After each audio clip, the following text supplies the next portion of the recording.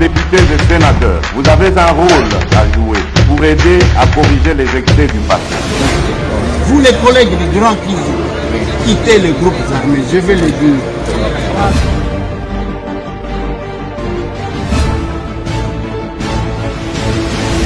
Allez, bonjour, bonsoir, ça dépend de l'heure, mesdames et messieurs. Tokutani lisusu, nenge tokutana kabiso na bino, na masolona de pité.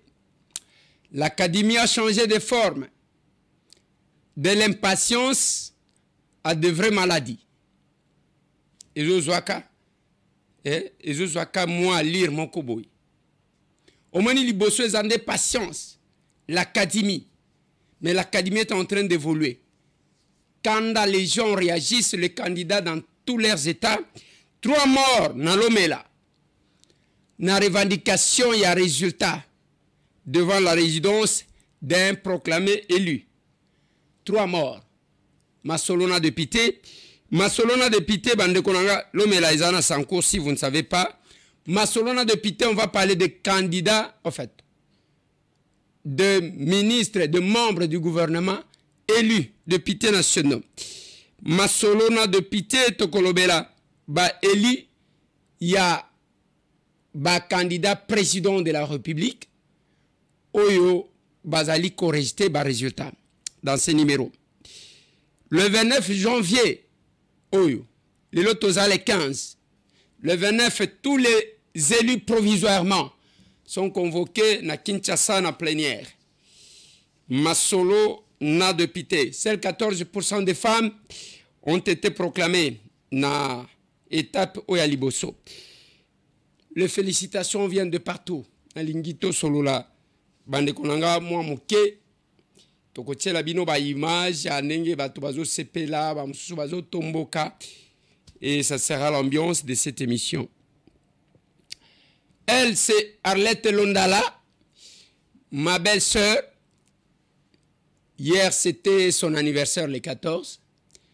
Je n'ai pas pu souhaiter joyeux anniversaire parce qu'on était encore dans ces émotions-là. Mais mieux vaut tard que jamais. Joyeux anniversaire, ma très chère belle-sœur, Madame Arlette Londala. Que du bonheur. Tozo kola, bana bazo kola, moi sagesse, moi changement et attitude. Kosala kaka bolamu parce que mukolo tozongaka muto amemaka eloko azalaka te liwa petango yaka ebanaka te. Plus nous grandissons, plus tozomona monde na ndenge mususu. Tango tozaka bana mike tozaki komona ngo ndenge mususu, tango tozokola tozomona ngo ndenge mususu.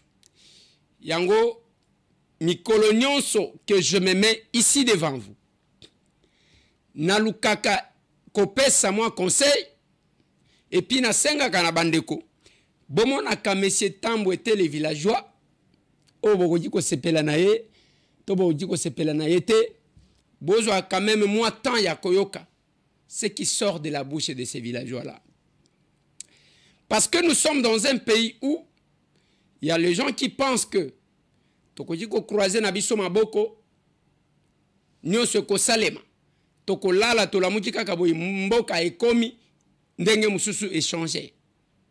Il y a ceux qui estiment, qui pensent que te biso moko il faut to sala so ki to salite muto ko salela biso azate. Botala na evangeli na biso. Mikolo nyonso na ko talisa kabino 2 catégories. Il y a ba journalistes. 2 catégories, il y a ba communicateurs. 2 catégories de ce qui passe dans le média. Devant une menace étrangère, ba patriote ba sanganaka et que ba problème na bango ba régla kango na ndenge na bango. À l'interne. C'est le conseil qu'un Américain que j'ai reçu ici appelle singa hors caméra. Alobi, ngai naza Américain de New York. Mais je suis juif d'origine. Israël, bazo salama kambwebele tala lelo bazo modèle bazo bombarder Gaza. Autant de morts. Même les journalistes, ceux qui ont compté, il y a autant de journalistes, plus de 100. Mais à lobby, en tant que juif, nakobi mate nazo ganga yango. Nazana makambu o na kolobaka na epa bande konanga ba juif. Les jours que nous allons entendre ça. Mais biso na mboka na biso. O comment on a les gens qui se poumonent tous les jours pour faire passer le message. Donc, à qui s'ajoute sans qu'à communiquer. Avec comme objectif, faire passer le message Yaba Rwandais auprès de notre peuple. Objectif, à quoi combo y a un Congolais pour se couvrir. Netchazo défendre Mutuboy. Netchazo lobela Mutuboy. Mais en réalité, c'est le Rwandais qui parle à travers sa bouche. Mais chacun payera. Et bien, vous passez, quand plus vous passez le temps, à fouiller dans la poubelle, Bozoyoka peut-être, nous parlons, vous dites, non, c'est un villageois. Yé, biso tozakunate, Eliezer, c'est quoi? Talazana vélo, ayana vélo na kisasa, talanegavani netoko, tout ce que vous dites. Mais je pense que, est-ce qu'on ne peut pas oublier la couverture, essayer de voir les fonds, et le qu'on a senga kabi. Les gens qui vous passent tout le temps à ne faire passer que le message yaba rwandais. Bango, il ne propose rien. Ngaina critique à Kabatwa. Mais je fais des propositions. Des fois, je vais en contradiction avec le régime dont je fais partie. Parce que moi, je suis du régime Tshisekedi. Je ne suis pas l'opposant du régime Tshisekedi. Mais mon opposition se fait à l'intérieur du régime. Yango Bomoni, j'ai fait des émissions des fois qui m'ont coûté. Sur les Kassai, sur le comportement Yabalouba, sur Boenaboe. Quand je l'ai fait, je ne l'ai fait pas pour nuire à qui que ce soit, mais pour que Batouba zonga la conscience. Mais ce que j'ai constaté, quand j'ai parlé de Balouba, tout le monde a coupé. Partager. Je parlais à Nzela Kalamambouji, j'ai parlé à Tronson Mboujimai Kananga, j'ai parlé de l'aéroport de Mboujimai, j'ai parlé de tout. Je me suis même attaqué Naba Louba ou les Kassaïens qui sont dans les Katanga.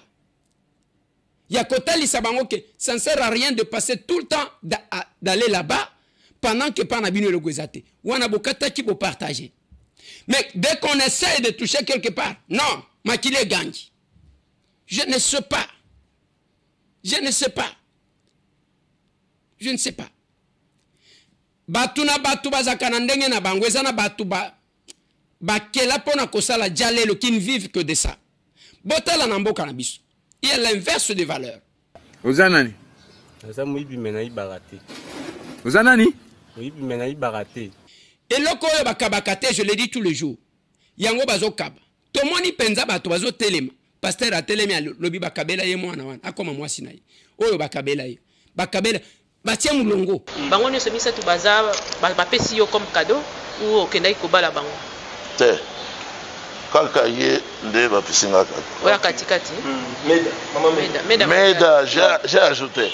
Parce que Meda ezali kombo ya mwasi ya prophète Branham. Mais avant Meda, azalaki na Ope. Je lui ai dit désormais appelle-toi Meda Ope. Ça on dit. Mais mbongo bazwaka na mutoki.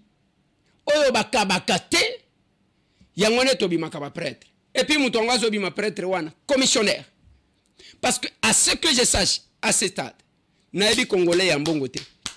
Ceux qui boyebi bokomelinga na commentaire. Congolais ya mbongo na ebiete. Ce sont les petits commissionnaires. Talandenge bazo tambola. Même bana mikeo babeda show comme on a batunyoso abeda show. Non, c'est pas possible. Ce n'est pas possible. Et moi, ma qualité de villageois, je me dis non, ce n'est pas ça. Nathalie Sabino Nalobi, les soins de santé, voilà pourquoi j'ai demandé le deuxième mandat. C'est pour continuer cette lutte, entre-temps à l'Assemblée nationale. Makambo na zoloba, okoloba Eliezer zoloba, te, nazaki koloba ngon Assemblée nationale. Et j'ai encore des lois proposées. Voilà pourquoi j'ai demandé le deuxième mandat. Et j'ai dit merci. Naba Obasale Libiso confiance. Je n'ai pas été nommé, moi, Tambo. J'ai été élu, comme en 2018. Parce que j'ai présenté à ce peuple-là, qu'est-ce que j'ai fait? Qu'est-ce que je compte faire par la suite? Quand on passait dans les médias pendant la campagne, j'expliquais aux gens. Nathalie Sibino, soins de santé, presque tous les hôpitaux, il y a que ceux qui t'obéissent au Kembangu Mbangu. Et ça, soit il y a Bendien, soit il y a Libanais. Nako tanga, natangela bino ba J, ba SMK, ba Diamant, ba Kram. Tout ça, ça ne nous appartient pas. Et ça, il y a Congolais. Alors que bino ba Congolais, bozana ba médecin minen, oh bazo sala ba kombo na bamboka mususu. Ma première demande, bande konabiso, l'État a facilité bande konabiso wana ceux qui a yekosala quelque chose. Mais ceux qui a sali en côté, au comment ceux qui montoyaient, bazo tout fait. Bazo tout fait. Bazo sala tout pour qu'il y ait Kima. Et le reste des Congolais, bota la même ba hôtel et minen au bozo mona. La plupart, ils à Bapaya. J'ai parlé à Pullman. Mundabi Azaki Wana, un Congolais. Bande Konanga, est-ce que vous pouvez comparer le grand hôtel de Mundabi et l'actuel Pullman? Vous pouvez vraiment. Est-ce que vous pouvez comparer? Quand j'ai parlé de ça, c'est quelqu'un qui me dit, Eliezer, Balobi Bako Kangayo, parce qu'il y a un conseiller du chef de l'État, entre guillemets, à Zouakambon, Nalobi o Yebingate, monsieur. O Yebingate? Aux autres, les Longyo. Et Longyo, Penza, au Melimil, qui sont qui ba whisky, Nabino, à la zone qui ba cigare, bozo mel. Quit. Vous déclarez ça. Nako Bundisa, au côté Mamboga. Et au cause de la ridicule, na belle famille, na yo. Au cause de la ridicule, na baninga, na yo. Et puis, parce que je connais le comportement du chef de l'État. Ce qui a découvert que Mouto et Wazaou Wayambar, même Tchombo Akobanda Koyamba Yote, au comment on a eu les c'est comme ça. On ne peut pas dénoncer. Bande qu'on a vu ce nyon sur Batoni na ba hôtel, même ba hôtel nyon sur Batoni Tongi Asik. Ezaya bisote Ezaya Bapai. Bokende kuna ceux qui va engager Batou. Bazo engager Batou. Bazo tia bango na sous-traitance. Pourquoi bazo tia bango na sous-traitance? Ezaya ke mukolo ye musale kosila à cause des comptes te ba kofuta ye mbongo malonga te, même ceux qui a eu accident et travail, la société oh ba kolo hôtel wana ba kolo esika wana ba kolo biso to yebi ete akende na sous-traitance biso to engagé ete. C'est ça les placements ya bande konabino bino bato okenda komela ba masanga na ba hôtel ya minen bino bato okenda ka kolala kuna mikolo nyonso.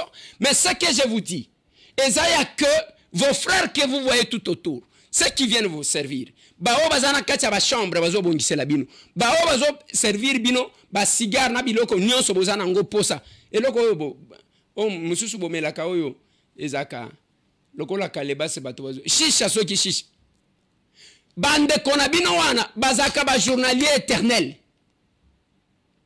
ndenge bozo mona wana ba vivaka na bonbonne. Au moins bango, ce sont les gens, il y a que ceux qui sont ici. Lequel est comme moi pour boire, pessaye. Lequel est quelque chose, pessaye. Bon, éviter dans quelles conditions? Ce sont les gens félicités. Moi, je félicite les gens. L'inversion des valeurs que nous avons. Oyo, bazelaka tende batu bazo zel. Oyo bazelaka nde batu bazo welila. Bokene kana bare aw. Mutu ka etelema. Dans un pays de personnes civilisées, Bachaka Moulongo, des places na félicita ka des fois Kalumba Mwanangongo, oyo abimi pénaliste ya batuke ba machine à voter. Tangu basali esprit de vie, na transco, ba pesi batuke tuiri ya Kolanda, selon l'ordre d'arrivée. Mais le reste, ils ont sauté, ba sauté na ba fenêtre, ba mutu ke koya mususu. Impatience zawan. Embouteillage oyo ezana Kinshasa ezaya nini? Impatience. Place ba wele la katende mutu azo. Chamutu. Place ba wakati kozwa 30 secondes okanji kaka mwa muke. Ozelife wana ndenge zo kende 30 secondes efungwami mutu aleki. Yo tse wana azo semblé kozala pressé. Place bazala ka pressé te. Mutu kezoya, mutu akokima mutu kate. Azo tambola malembe. Mbula deke litanga moko ekwei mbanko. Inversion des valeurs. Vous en avez? Oui, mais baraté. Et loko bazela kate, oyo ba fosaka. eza musala koluka moko kuta mutu depuis avanda ki ala mukie wana vandi nzamba kosala nzambe wana akamati mangenge est-ce que na boye bato basambela na boye te chaque jour kendaka prière chaque jour kendaka boye chaque te o nzamba kosala okomona kaka nazozela yanga ya nzambe depuis ovanda ki non même Christ pona sala miracle azaki kotuna qu'est-ce que vous avez et ça c'est le principe souvent que j'ai. Oye le bite moi sinanga zobela ainsi de suite natunio papa ozana combien nazane le côté papa naza peine le côté il faut prendre aux gens ce n'est pas que yozo botisa bisoto bokolaka non ezalakate l'inversion des valeurs Luka Moussala lobina tiela kibino Jacques André Vernon je ne sais pas si on va me remettre ça. Combien de jeunes hommes que nous voyons dans nos villes et dans nos familles qui ne font rien. Ils attendent que la nourriture tombe sur la table. J'ai pas de travail. Il n'y a pas de travail. Paresseux. Le travail se crée. On n'attend pas qu'il vous tombe dessus. Le travail se crée. Tu as une intelligence, tu as des bras, tu as la jeunesse, tu as la santé, tu as l'enthousiasme. Alors, les terres sont vastes autour de nous. Ah oui, mais moi j'ai un diplôme de... J'ai fait une maîtrise de... Ce que tu veux, c'est une belle chemise avec une belle cravate, un costume et un bic à la main. Le pays a besoin d'ouvriers. Le pays a besoin de bras. Le pays a besoin d'initiatives. Tu as étudié, c'est bien. Ce que tu feras sera bien parce que tu sais comment le faire. Alors, n'attends pas d'avoir une place avec un bic à la main, un beau costume. Mets-toi au travail, paresseux. Les gens tendent, biloko akolia ko ya mesa, o nyoso, ya vandi bato, azomona batu nenge bazobim, bake musala. Ya tikala ya vandi na ndako. Azozela bazonga puka senga bango. Tala le nombre de jeunes qui sont sur le boulevard. Bazaka likolo ba séparateur wan. Tala donc dès que bamoni mutu kambango ba yewan. Azoko katako de bruit au lieu de donner à ces gens-là. Tala ba o bazoteka ba drapeau. Tala ba o bazoteka ba bonbon. Tala ba o ils osent faire quelque chose. Na lo bakanabina encourager ba maman bateka ka ba mapa. Oh, je n'ai pas vu le nom de mon ami Maman Fifi Bachal. Nafuna, je n'ai pas vu ça. Elle n'est pas passée. Je dois vérifier. Parce que ba yide toza nango yango wan. Encouragez ba o bazo sala befort. Que quoi encourager, plus vous donnez de l'argent aux gens qui tournent le pouce, plus vous les encouragez à demeurer dans cet état-là. Conseil n'a pas ça kabandego na biso apoto yango wan. Je suis villageois menaya kapoto. Mbongo ya pasi. Ba malili ya nazoka ke Belgique, ceux qui moins 7, France ceux qui moins 7. Et ezana be si comme sous les États-Unis kuna bazolo ba moins 16 et comme ti moins 40. Na mu pepe ya neige. Non mais il y a les gens quand même à la muki avandi azozela ya zana poto sans essayer ya tinda mbongo ya loyer o tinda te. Dès qu'on m'a dit message comment ya boni mikolo ebele obwa kisinga suka mpiaka megaka kotuna eboni.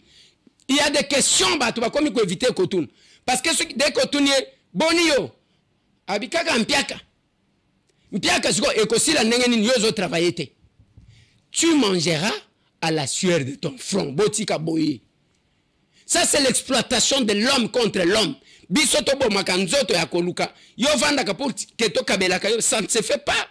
J'ai dit à une dame qui est venue avec son fils babota kiso ina mutuni aya nalobi mama ozana ajni.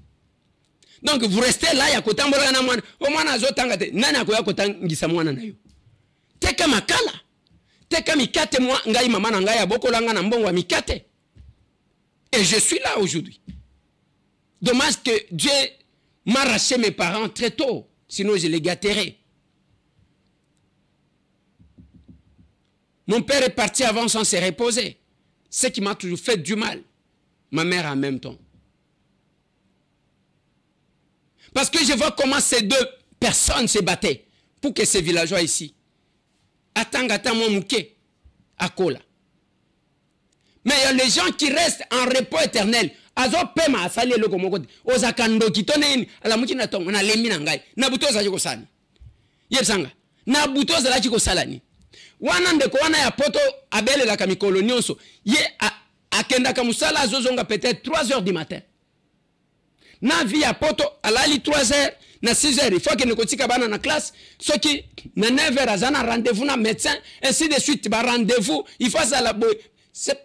Mais entre-temps, bango wana nde bazo encourager. Dès qu'azuma mbongo, oya passe atindelie. Sombelanga terrain. A okene ko sombele place ya conflit. Après ko yamba téléphone te. Azo ko sako kangata photo ya ndako wa mutu atindelie. J'ai expliqué na bande konanga poto mais bao bayo kaka bayoki, bao bayo kakate, bayoki te. L'inversion des valeurs.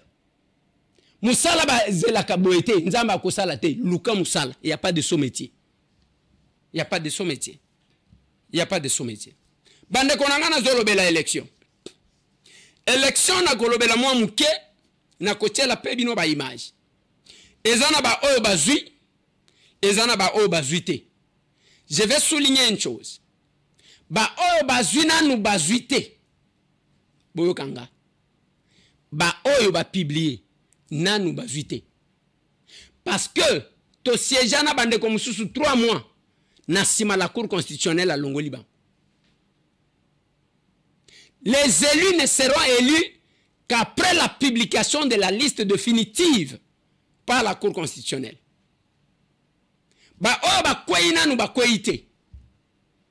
Ça m'a étonné un tout petit peu. Nalandine de Konanga Jeko.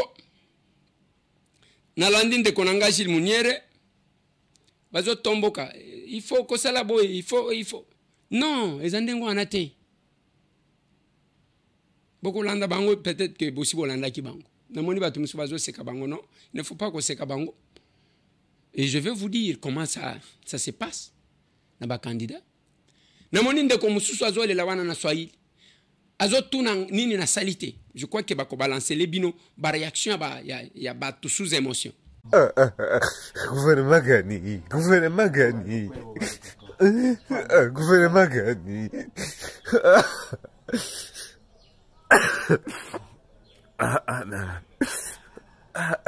Non. Non.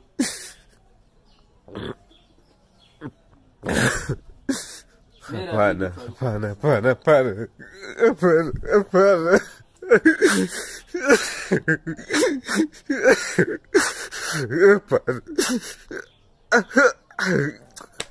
Menyama kufanya kitu juma kunenda pita. Hapana.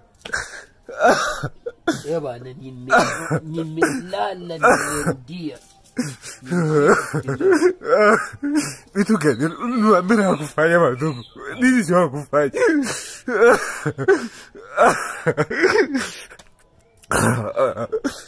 Oh Seigneur.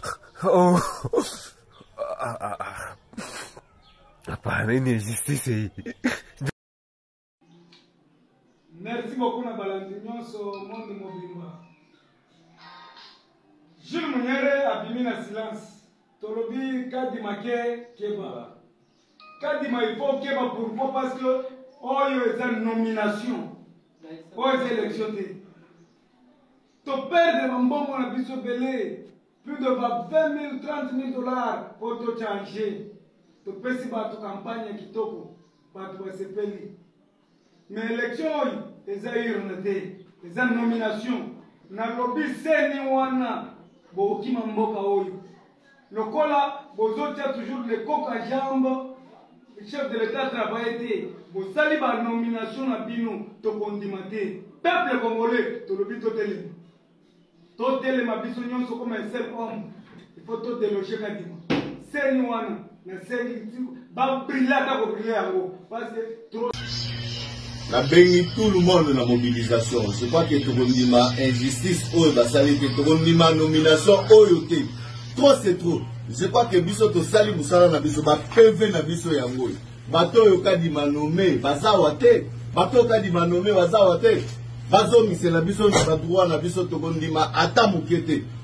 bato wana nyonso tu tokondima bango te koma bakonome bato basali mosala te bazala te bayebi bango te epuis bapembe ezorenseigner biso yango tolobi tokotika te deja lobi deja na ntongo biso nyonso tu tokokendela seni tokobandela wana nabengi bino nyonso tu boya il faut baboma biso soki bakoboma biso parce que eza droit na biso bakoki jamais koyiba biso bavoi na biso tokosamba na bango bazongisela biso bavoi na biso bato bavote baza na pv te baza na pv ata moko te baza te nulle part bavote bango voilà pourquoi nasengi na bino botelema bon défendre voix na bino, bon défendre intérêt na bino, bon défendre parce que tobimaki tokendaki voter, to sali musala na biso, to sengi mbongo te, to sengi soutien à mutu te, to sali musala pour que to défendre bino. Voilà pourquoi na sengi bino totelema biso nyonso. Bonsoir, je suis l'influenceuse Denise Dussochoa, candidate à Kananga. Comme tout le monde, nous venons de suivre les résultats de la CENI. Mais comme aucun crime n'est parfait, il y a des imperfections. Dans la ville de Kananga, par exemple, on ne peut pas sortir un candidat qui n'a jamais battu campagne, un candidat que les Kanangais ne connaissent pas comme Kédi Christian. Personne ne le connaît. Moi, Denise Dussochoa, j'ai battu campagne à l'américaine sur tous les territoires. Sur tous les territoires. Je suis allé dans chaque maison, chaque avenue, chaque quartier, chaque commune et même les périphéries. Aujourd'hui, les résultats sortent. Oui, on me dit j'ai beaucoup de voix que malheureusement j'ai utilisé des machines à voter. Ce qui n'a jamais été le cas. Les gens qui avaient des machines à voter n'ont pas battu campagne. Moi, j'ai battu campagne. 35 000 pagnes, 100 000 poules, 10 000 képis, 7 500 porte-clés, 5 000 drapeaux, 3 500 bâches, sans compter les tiers. Ça veut dire que je n'accepte pas. Oui, j'apprends que mon nom est à la cour. Il n'y a pas de souci. Mes avocats iront me défendre. La présidente de l'équipe populaire et des masses. Non, on n'accepte pas. Il y a des gens qui ont triché, qui ont bourré les urnes. Les vidéos sont là. La CENI a préféré regarder ailleurs. Non. Nul ne nous volera nos voix. La province du Kassai-Natal est par terre à cause de ces mêmes personnes. La procédure n'est pas celle-là. Si tout ne engage ça va preuve. Et ça y a koloba batu teke to tambola to kende na seni non. Kende na cour constitutionnelle. Je l'ai dit aussi. Biso Acer. Nous avions 87 candidats. Naba candidat wana je peux compter 25 bazaki bien positionnés. Bah Eli oyo, Eli kuna. Mais nous n'avons eu que 6. Qu'est-ce que je vous ai dit hier? Je vais me battre pour que Tokende na contentieux électoral na cour constitutionnelle. Bon, comment on a dit que Nazane Sengo te? Et Kinshasa, lobby personne qui m'a vu parmi Batunanga News. Mutumoko ta moninga. Parce que je ne peux pas me réjouir tant que mon équipe n'a pas de résultat dans la té. Mais comment on fait? Il y a une procédure en démocratie. Il faut qu'on kende na cour constitutionnelle, soit na cour d'appel pour les députés provinciaux tangokoya. Mais ceux qui sont OK, bon, allez, tokende senito. Mais en quoi est-ce que nous sommes différents des autres qui ont dit que bisotozo kende bo comme on a boya article 64, c'est comme si nous faisons la même chose. Mais je sais, choc. Les gens ont mis des moyens à eux qui ne engagent pas Zolo. Bon, on va dépenser. Je vis Jacob vraiment comment il battait sa campagne dans Moamba.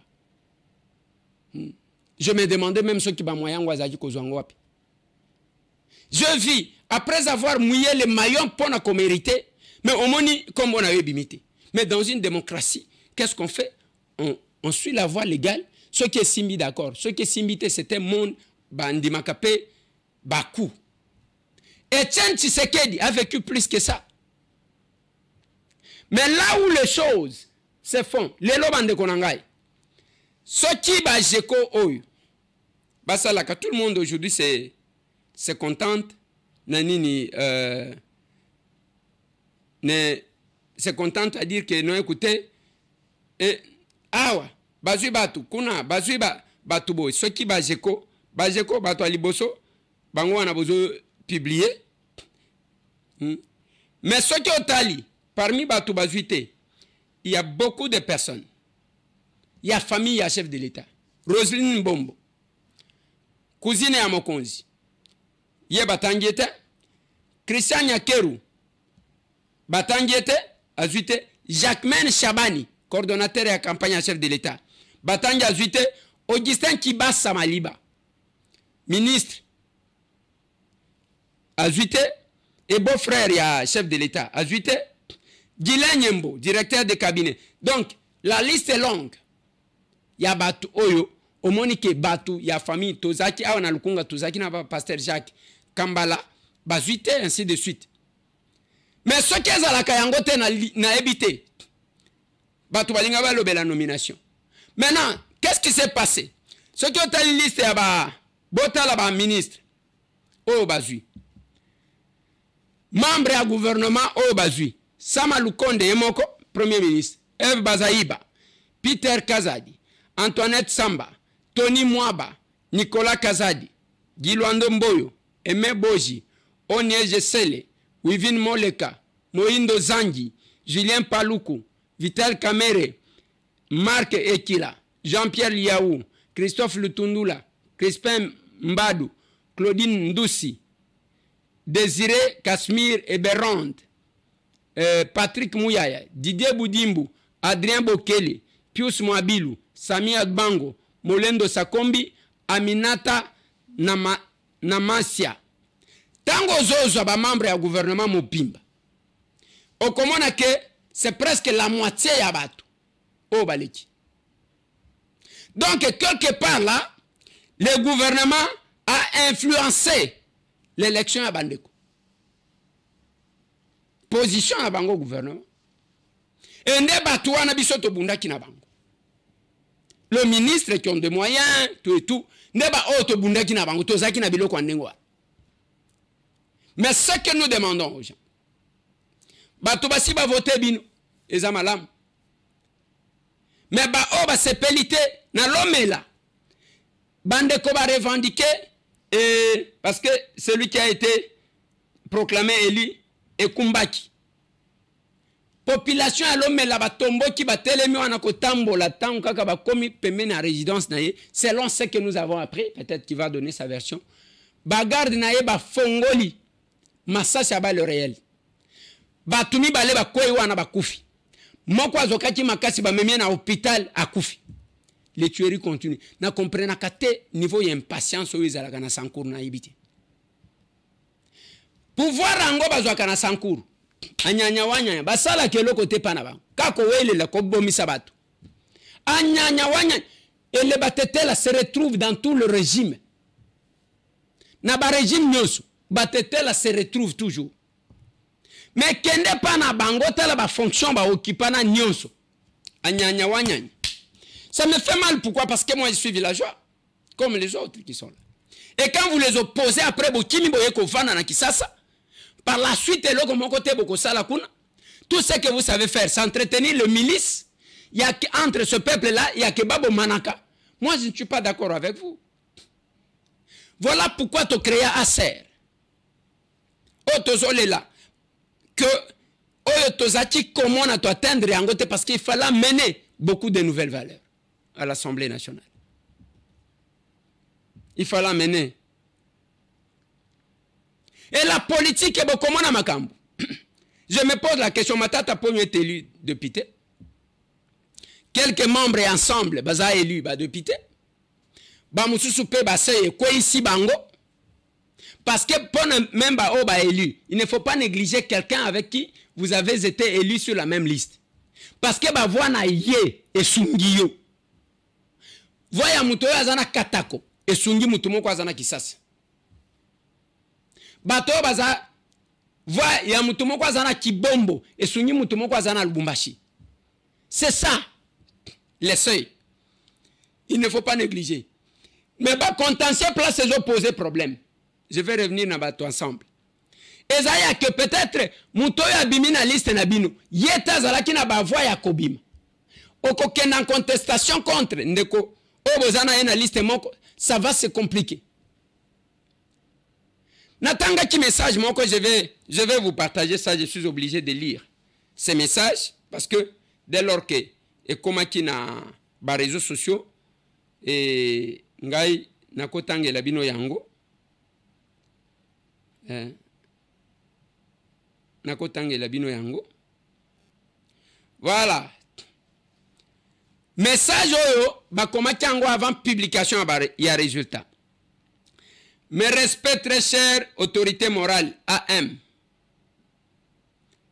de la natala ce qui régit à ko balancer yango pour que tout tanga kango biso nyonso bokanisa te que je suis en train d'inventer quoi que ce soit.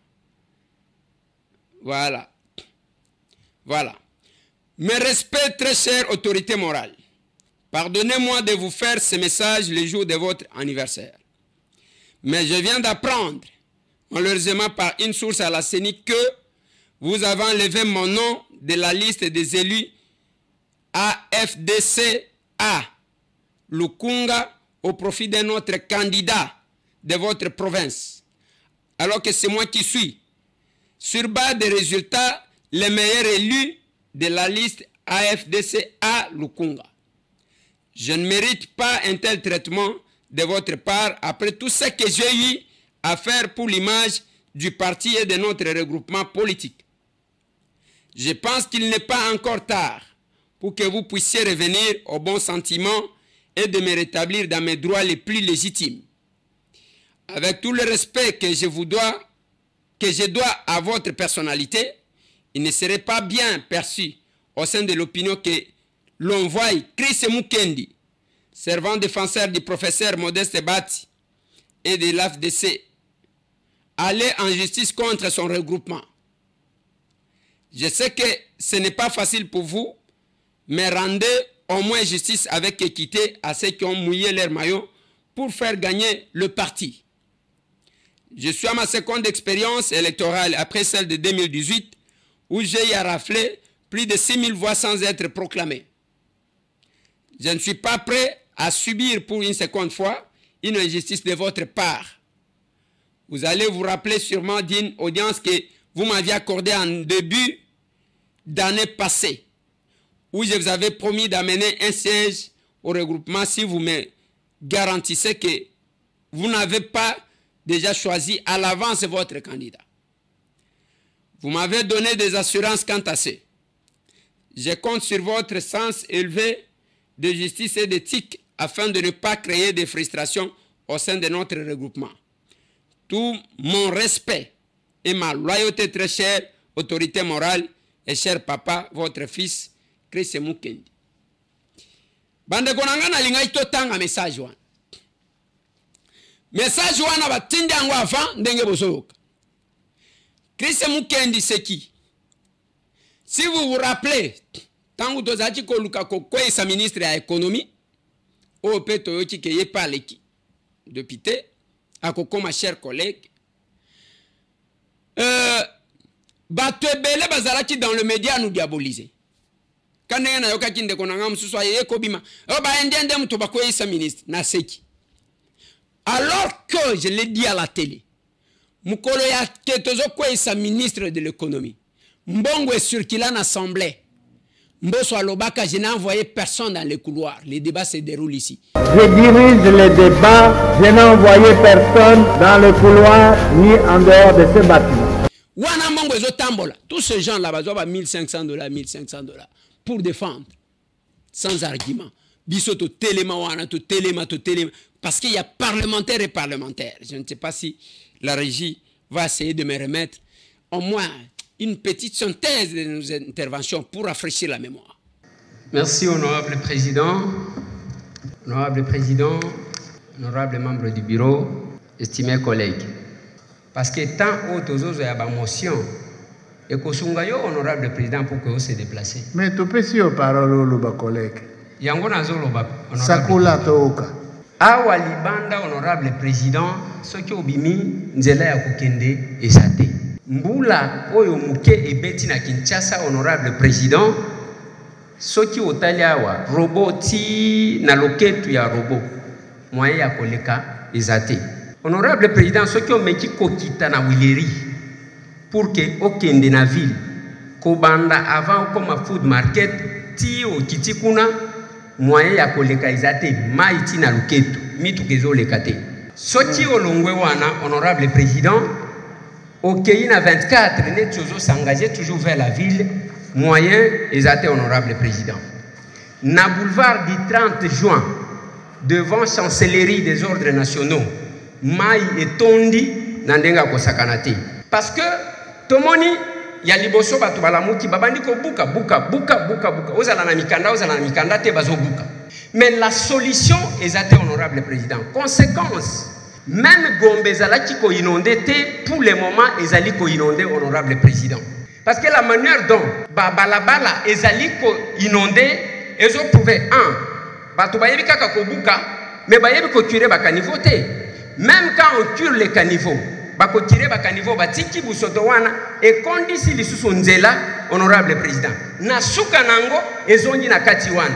On dépense doublement les moyens de l'État. Ezota la côté ya Pullman. Batongi ndaku presque na makadami.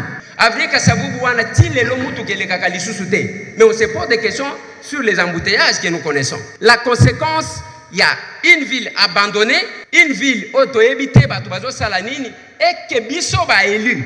On se demande ce que nous pouvons faire exactement par rapport à nos compétences dans le gouvernement provincial. Tozali ko subir yango biso nyonso. Sonyezo sala, c'est quand on filme ici, on prend le palais du peuple, o biso tozo sangana ka mikolo nyonso. Ce qui obimi akomona ba bitu kam kufi wan. Nzela moko tolekela kaka yango. Nous en souffrons souvent. Et nous demandons votre intervention, honorable président, si une solution peut être trouvée pour la ville-province de Kinshasa. J'ai dit, honorable président.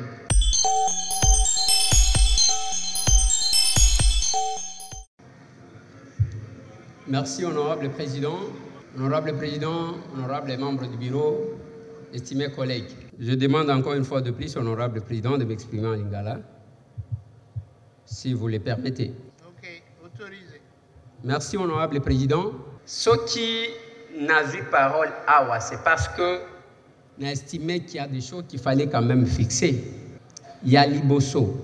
Est-ce que les députés ont droit d'interpeller le mandataire Toté, Tozana? Est-ce que les interpeller ont droit de sa réponse Toté, Azana? Est-ce que Tozana a un problème de courant à Kinshasa et na Congo Toté? Tozana problème. Il ne faut pas tobima awaneti tozo jouer na chauve-souris. Bato liboso babimia au chef de l'État, le kola uti konome ye, ainsi de suite. Bozo kateke bazo kanga batu na la police parce qu'on a falsifié. Ce n'est pas parce que mutu banome ye pas chef de l'État, ne balongoli prérogative ya contrôle, to ya interpellation. Tozana problème ya insécurité makasi ya wana Kinshasa. Nazo tuna honorable président otune langa monsieur le DG. Na Kinshasa, combien il y a de départ unique tozalaka nango? Et puis, les bénéficiaires y a de départ unique wana ezabanani. Kobanda bachaki ye wana tilelo. Akoti ko yebisa biso combien de compteurs à placer? Nini esalaka na Kinshasa que ceux qui match ezali bakokata courant na population nyonso batikeli batu moko boyi. Nini esalaka yango? Honorable député et chers collègues, na lingina tuna lisusu na monsieur le DG de la SNEL. Nini esalaka ke soki bakati courant de l'estage ezali bazuma mbongo muke bapesi mutu asnel courant ezonyi nini esalaka? Honorable député et chers collègues, na lingina tout encore na DG bajan yasnel basalaka musala nini parce que la plupart des quartiers tozaka na ba petit moko boye baya ko dépanner azobenda vie opesi tokobedela yo ligne boye e uti boye ye boye bajan yasnel ezalaka basalaka musala nini na ba partenaire yasnel ba congolais depuis que ye azawana Asia futi batu boni. Tantôt ototika ye alikamunini. A tokoboma mutute, tokolongola pe mutute. La conclusion viendra de notre collègue Boukas. Je vais vous démontrer quelques éléments. Ces documents, 60%, soit 26 millions, seront payés directement au compte recette SNEL. Toye awa. Les 26 millions payés, qu'on a confirmé. Il y a liboso à l'obis seront payés bakofuta. Nase wana a confirmé que basi ba pesa ki bango. Si votre kondima bakofuta, to basi ba futaki.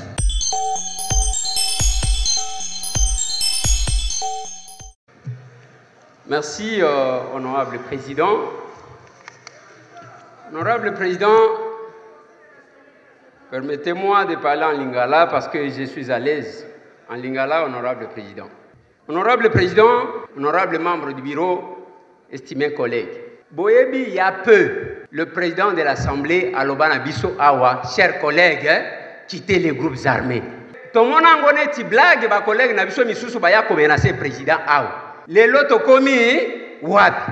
Est-ce que Bozomo n'a que l'insistance, Oyo Elingi Kosale Mayake Tolobaka, est vraiment une décision ya côté Kakabande, Bisika Bande, comme Misusu Bazaliko dépendre.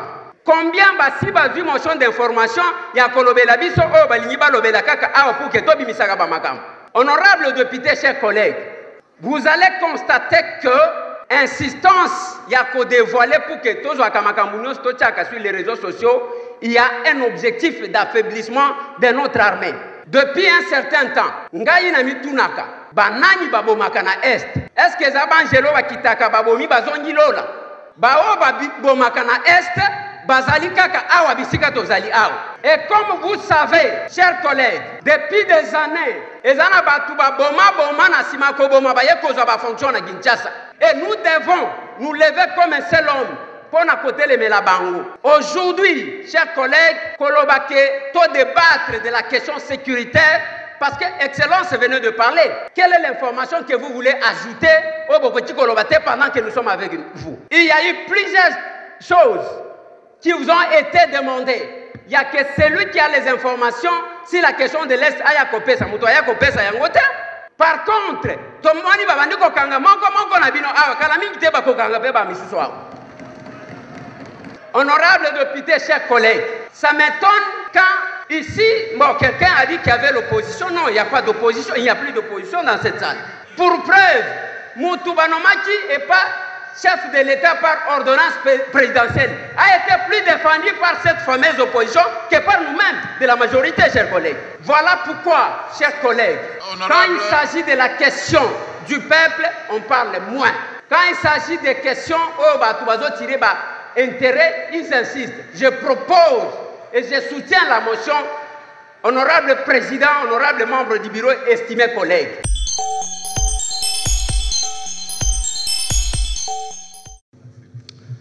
Honorable président, honorable membre du bureau, estimés collègues, je vais aborder la question numéro 6, le point 6, en rapport avec les contrôles parlementaires. Honorable président, nous a quand même un tout petit peu inquiet, dans le sens où Tolobaka Nyonso, mais des fois Tobo Sanakase qui est plus prioritaire. Nakatia contrôle parlementaire, Uchi Kolobango, honorable président, ba collègue ba Uchi Koloba Awa, Seni ezo posé problème, enrôlement ba tout banrolé ba touté, mais honorable président, Tozana ba compatriote ba moni ata possibilité à comment la machine ou anate pour se faire enrôler. Honorable président, Nazo proposé que la priorité de cette session, que ça ne soit pas Kobenga Seni Aya Awa, honorable président, que ça soit une plénière qui sera consacrée à l'évaluation des accords que nous avons signés avec d'autres pays, tant sur le plan économique que sécuritaire, honorable président. C'est notre pays qui est en danger. Les élections, nous allons les organiser parce que le pays existe. Sans l'existence du pays, les élections n'auront pas de sens. Totika Kozalaka ba égoïste à réduire le Congo à Kinshasa. Je suis élu de Kinshasa, honorable président. Mais Nganazo la parce que les accords qu'on a signés sur le plan militaire, Toyebite, Lelo Nambo Kanabiso, Toyebite Nanazana Kati, Nanazo Kota, Nanazo Bima, fonctionnement Moko, Ezali quoi affaiblir, même d'effort notre armée est en train de fournir, honorable président. Ce qui tozui en priorité, c'est l'aspect sécuritaire. Tokozwa Kanin, même Awa, na ouverture, il y a session, au Pessibiso, ba précision, même na Kinshasa, Awa na Maluku, Batu Bazakuna. À ce stade où nous sommes, c'est cette population-là, oyo tolingi tomona ke bango baza batu te, oyo tokenda élection, Yumbi ezalaka te, Beni ezalaka te, Butembo ezalaka te. C'est comme si on ignore totalement l'histoire de notre pays et ce qui s'est passé. Ici, il s'agit d'une guerre d'agression, honorable président. La situation sécuritaire, c'est la priorité des priorités. Si vous donnez trop d'importance aux élections, moi je donne trop d'importance à la situation de notre pays et de notre patrie. Je l'ai dit, honorable président. Voilà. Il y a parlementaire et parlementaire. Et puis qui parlementaire, en Ouetambo, la cana éthique et la personnalité. Et ça, c'est que les commissionnaires, les coopérants politiques, non. Alors, pendant 7 ans, on nous a diabolisé. Ibrahim a payé 700 000. Quand j'ai eu à dénoncer Bassardine à varier, Sosimex, patron de Sosimex, c'était Ibrahim, non? Mais bon, on a payé 700 000. Ce n'est pas possible. Le Kouta Batou Bazala Kanangwa. Et au Kokuta Mouto, a firmé Bilo Komoko, on a habité. Et Baye Kobi Misawan, ainsi de suite. Mais ça marche, ça évolue avec la personnalité. Mais pendant 7 ans, Batou Ebele Bazali ko s'attaquer na biso, ezaba créé Moukendiwa. Tu as affirmé des choses sur nous. Yango Mukolo Yaka l'Assemblée nationale, ceux qui ont pona likamunini. Collègue Nanga, honorable Ogi Kalonji, Abengana Kayebo Monaka image. Que toi tu t'attaquais aux députés. Mais au cas où il devenait député, aujourd'hui, on a réclamé. Sans contrôler, sans proposer des lois, moi je me demande. Voilà pourquoi Batu Baponi, peuple binonde bopo, Bamsou pe baleki na nenga kop na bango. L'académie a frappé Batunios. Mais il faut y avoir que quand un peuple se fait représenter par un voleur, bakoyi baye nyonso. Soit qui bino botindi muyibi na assemblée wan. Na assemblée, eza lokola jardin d'Éden. Tala, nzeta bomo yango. Je parle maintenant sur base d'une expérience parce que je suis à mon 2e mandat. Nzete aliwa yango. Batu bakenda kaminyi le raccourci à kekuna. Non. Biso toreva kababil Gates. Voilà pourquoi tokotaka na kopte. Il y a cette difficulté. Oyo batu, okomona batu ndenge batambola, ngana mona batu tala mulongo $100 ya pamba oyo. Tokenda ba bisike belé, bande konanga belé ba yebia. Les élus de Kinshasa tozongi 12 sur 56. Tokei bisike belé, tala biso ba élus de Kinshasa muto akufi tokeko tala mokonzi mokobo. Tokoma kuna oh, toyaki na kanda nakende toilette na zozonga na kutika bato bakomi koseka. Garde du corps ya muto wana yi. Oyaka bazo pesa carburant. Ah bon. Toya total aboy. Oh, honorable, il y a yo carburant yango. Natuni eza combien? Oh, $1000. Oh, natali attitude na lo $1000, hein. Yani ya carburant. Nabite mutu kananga yekota kata $100 te. Mutu kananga yekota $80 ya carburant. Bongo ata remorque ngona kocha, oh ya $1000 boende. Oh, ezaka ndenge ya koloba. Na lobite, toyaki pour mort d'homme ici. Maloba na zoloba oyo. Mon vieux Godard Moutemona était président à côté des élus de Kinshasa. Il m'entend. Les élus de Kinshasa, oyo. Bayebi. Tango na bimi na lobinga na zana ngo posa tena. Kamatindela ngai wana na zokende.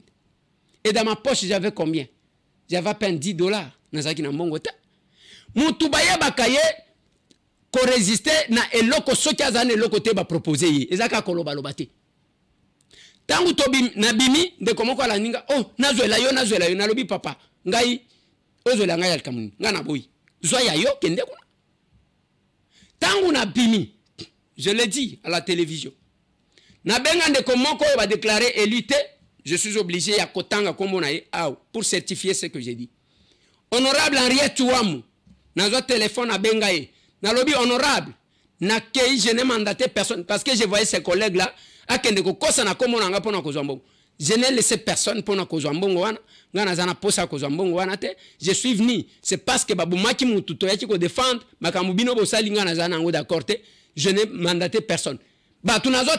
Envie. Bien sûr que Bangomi Balé va sous choc parce qu'ils n'ont pas été déclarés élus. Et modèle Batoua évolue à Kayangoan. Moi, crédibilité. Mais Nazolo Belasco battu ensemble. Oh, battu à opposition. Contestation, contestation. Christian Mondo élu. Matata Ponyo élu. Baza élu. Sikoyo bokoya ko siéger awa na processus oyo. Bino bozolo bake Kadima n'a pas dit la vérité, ainsi de suite. Vous avez même appelé le peuple. Il y a que ça la désécession dans ce pays avec un langage incendiaire. Bokoya ko siéger awa ou bien boko kende na logique ya Etienne.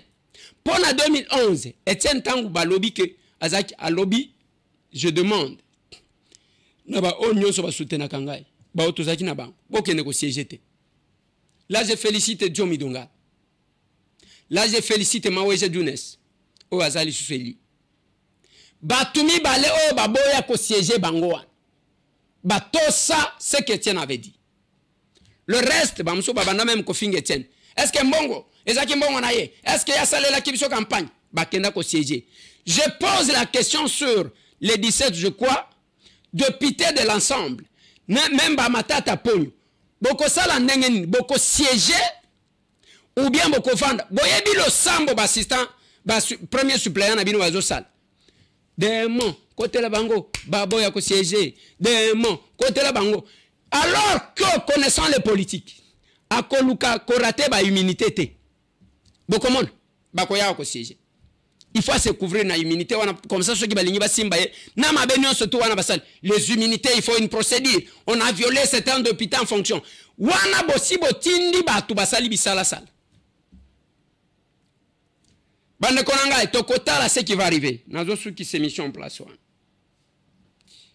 Le 29, le 20 d'abord prestation de serment à Mokonjamboka. Et kozala na stade de martyr. Et le 29 janvier, eza mukolo oyo. Séance solennelle et kosalema, les nouveaux élus Bakoya Awa et le secrétaire général de l'Assemblée nationale à couvrir et tokotia en place le bureau d'âge qui sera dirigé certainement par l'honorable Mbosonko Diampuanga parce que c'est lui que je vois qu'il est plus âgé. Bon, on a habité. Mais sinon, cette fois-ci, ça n'a pas été facile pour les femmes, parce qu'il n'y a que 14% des femmes qui est revenu. 14% des femmes. Ndemutu, Bazungi. Tozozel. Bande Konangai, j'ai dit encore merci. Je vais mettre quelques témoignages, quelques messages et remerciements. Au Bapesi, merci. Nabino Nyonso Batobo Soutenaka. ACR, Action Commune pour la République. Bonjour, Président Eliezer Ntambwe, président de ACR. C'est Dr Katamba depuis Dallas au Texas. Nous vous présentons nos meilleures et nos sincères félicitations pour votre réélection comme député national. Yayo Yangoyo, mon président. Nous vous souhaitons une bonne chance et nous souhaitons à tous les capables qui se sont distingués dans ces élections. Nous leur présentons nos sincères félicitations et aussi en même temps nous encourageons ceux qui n'ont pas réussi de ne pas se décourager. C'est une course. Il y a toujours les gens qui gagnent, il y a toujours les autres qui perdent, mais que ceux qui n'ont pas gagné cette fois-ci ne se découragent pas. La lutte continue. Nous allons voir la fois prochaine comment les choses vont se faire. Bino batubondimela biso, bino batubosutenaka biso. C'est un nouveau parti. Tozo Mekako Bunda. Je dois dire aux capables qui n'ont pas déclaré élus que Bamsusu Tozo Kende en contentieux dans la Cour constitutionnelle et Bamsusu serait toujours la ceinture. Nous sommes unis, nous sommes en action. Retenez, Makamuna Lobakana Bino Toto Lobakana Aser, le pouvoir de l'amour et non l'amour du pouvoir. Voilà, Bande Konanga, Botika la branchée. C'était ma solona de pitié. On va se retrouver. Bo s'abonner na TikTok na biso. Yango ana. Bo s'abonner na YouTube na biso. Pour avoir de bonnes informations. Ce qui bo saleli yangote, vous aurez à vous abreuver na ba source ya ba Rwandais. Kota la Congolais wana zolobate, c'est une marionnette des Rwandais. Kota la Congo ya un autre Congolais zotangate, ce n'est pas pour les défendre. C'est le canal par lequel, par excellence, que les Rwandais passent pour créer la psychose, pour déstabiliser votre pays. On se voit.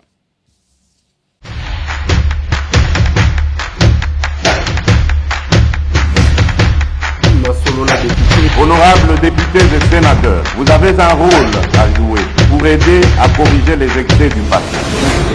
Vous les collègues du Grand Kivu, quittez les groupes armés, je vais le dire.